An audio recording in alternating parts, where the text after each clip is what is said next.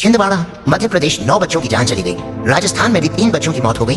वजह कोल्ड रेव, next row, DSU जैसी जहरीली सिरप। जब ये दवाएं ब्लैक लिस्टेड थी तो फिर सरकार ने इन दवाओं को मुख्यमंत्री निःशुल्क दवा योजना के नाम पर मासूम बच्चों में क्यों बांट दी? ये दवाएं केसेंस फार्मा कंपनी की है, जो पहले भी नकली दवा बनाते हुए पकड़ी गई थी और बैन हुई थी। आखिर किसके दबाव में ब्लैक लिस्टेड कंपनी को दवा बनाने का ठेका मिला? बैन हुई दवा सरकारी अस्पताल तक कैसे पहुंची? और अब नया नियम बना दिया गया, अगर दवा में सॉल्ट ज्यादा या कम हो तब भी उसे नकली नहीं माना जाएगा। मतलब साफ है, फार्मा कंपनियों को बचाना है, जनता को मरने देना है। बच्चों की लाशों पर सरकार फार्मा कंपनियों के मुनाफे की ढाल बनी है। ये सिर्फ लापरवाही नहीं, ये हत्या है, सरकार की मिलीभगत से की गई हत्या।